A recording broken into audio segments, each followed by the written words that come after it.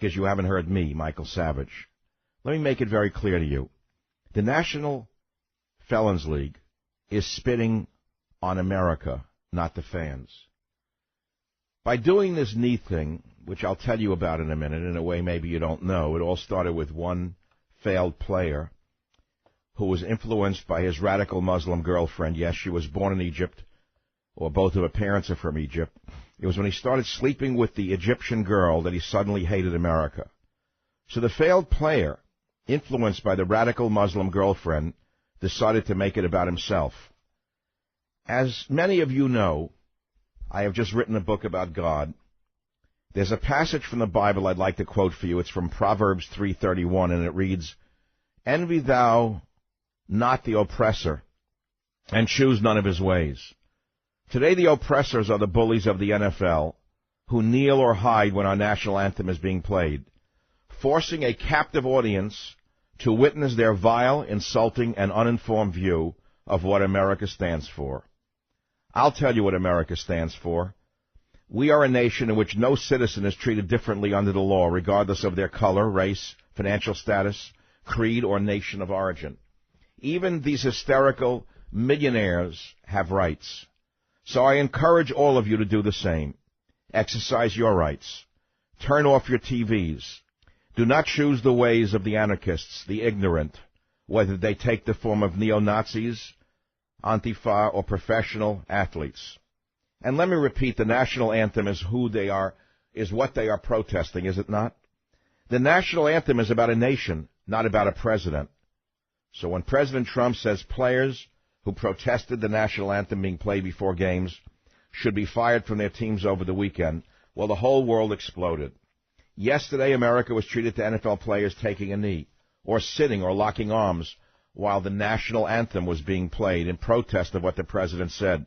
Well, guess what? They weren't protesting a president. They were giving a big middle finger to the entire nation. That flag and that song should be a unifying moment, a moment to say, no matter what differences we have, we are all American, and it's a privilege to be one. But a bad player, influenced by his radical Muslim girlfriend here in San Francisco, just last year decided to make it about himself. He claimed to be protesting the killing of black men in America by the police, while at the same time this vile loser, wearing a shirt praising the Castro murderers of Cuba. And it's now spread to this. They're saying he's practicing his First Amendment rights. Well, let me tell you something. Donald Trump also practiced his First Amendment rights, and an entire league lost their minds. This tradition of the national anthem at ball games goes back over 100 years to World War I. The people then loved their nation, with boys fighting overseas in a horrible war. Well, let me tell you something, you overpaid goons. We have soldiers on the battlefield today, and these players, you, just spit on them. The national anthem is about a nation, you goons, not about a president. And if you goons don't know that, you should be thrown off the team. Go play in Cuba. Go play in Pakistan. And the commissioner of this league supports this. He should be fired as well. The commissioner is saying these goons have a right to their free speech and to protest as they see fit. But it wasn't that way when the Dallas Cowboys wanted it to wear stickers on their helmets to honor the police after several Dallas policemen were shot and killed by a black man. Do you remember that? Did you hear what I just said to you? Let me run it right into your ugly faces, you haters out there. Free speech? Apparently there was no free speech when the Dallas Cowboys wanted to wear stickers on their helmets to honor the police after several Dallas policemen were killed in cold blood. No, he wouldn't allow that. Or when an NFL player wanted to honor 9/11 victims with a decal on his shoe, he wasn't allowed to do that either. But spitting on the flag, you can do that all day.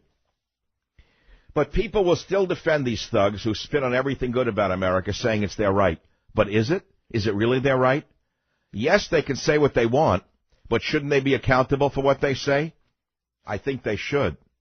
But the bosses of these thugs won't say anything because they're too afraid of the thugs that the leftist fascists work with. All that we honor and respect in this country are now thrown out to accept the ridiculous.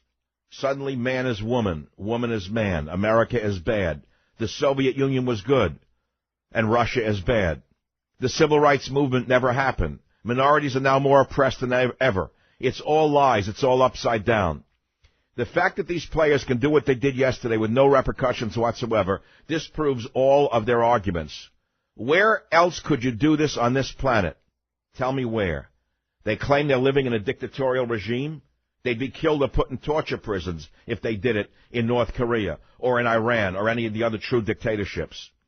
Even in westernized countries, you have laws against certain speech. You may not know it, but I, Michael Savage, am still banned from Britain for something I didn't even say. But here, millionaire thugs can go on national TV, spit on the national anthem, hate the nation, and still get paid millions of dollars a year. Remember this. When they do what they did yesterday, they're not disrespecting President Trump. They're disrespecting an entire nation. They're spitting on you and I. I'm Michael Savage, and I approve of my monologue.